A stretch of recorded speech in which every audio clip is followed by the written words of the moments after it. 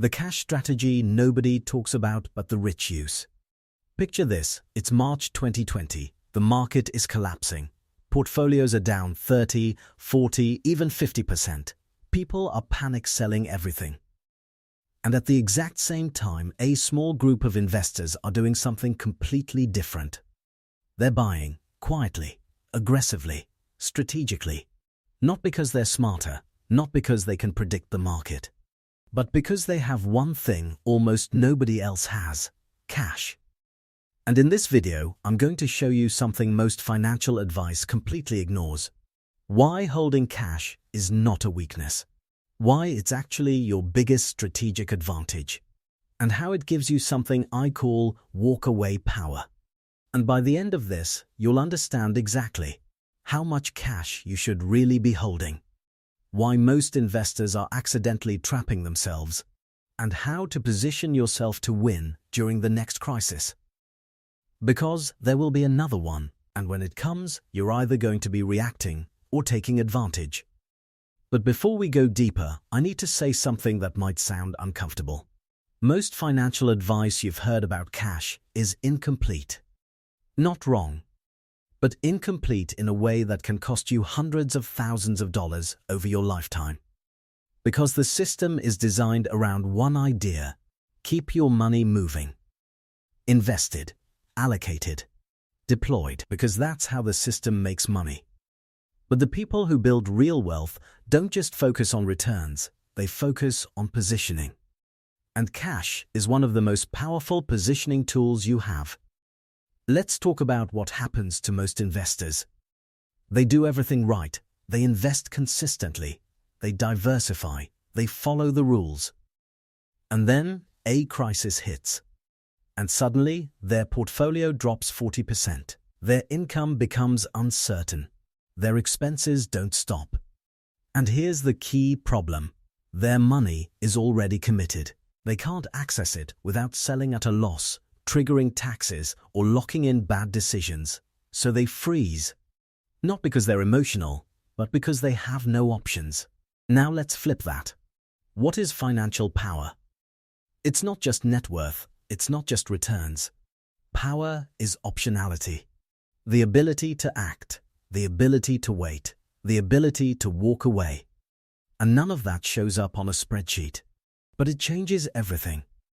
In a minute, I'm going to show you a simple framework that explains exactly how much cash creates real financial freedom. But first, imagine this. You have 24 months of living expenses in cash. Right now, no market dependency. No selling assets, no waiting. What changes? Everything. That toxic job becomes optional. That bad client becomes negotiable. That risky opportunity becomes possible. This is what I call walk-away power. And it's one of the most undervalued financial advantages in the world. When you're not desperate, everything changes. People treat you differently. You negotiate better. You think clearer. And opportunities start coming to you instead of the other way around. Now let's make this practical. Because this is where most people get it wrong. They think in terms of invest versus cash. That's too simplistic. Instead, think in layers. Layer 1, survival cash. 3 to 6 months of expenses. This protects you from immediate shocks. Layer 2, freedom cash. 12 to 24 months of expenses. This gives you walk-away power. Career flexibility. Psychological stability. Layer 3, opportunity cash. This is where things get interesting.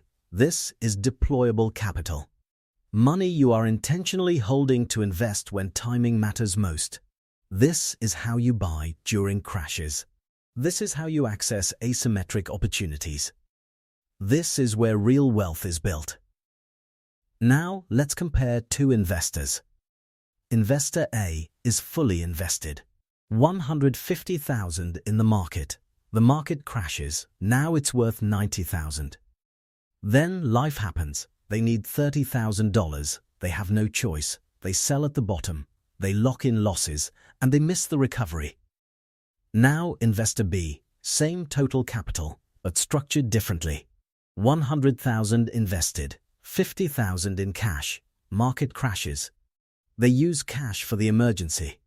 They don't touch their investments. Even better, they buy more at lower prices. Same situation, completely different outcome.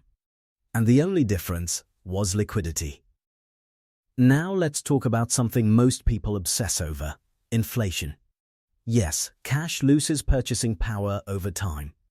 But here's the question nobody asks: what is the cost of not having cash? Because that cost is invisible, and often much bigger. Missing a once-in-a-decade opportunity can cost more than years of inflation ever will. Cash is not just about protection, it's about positioning.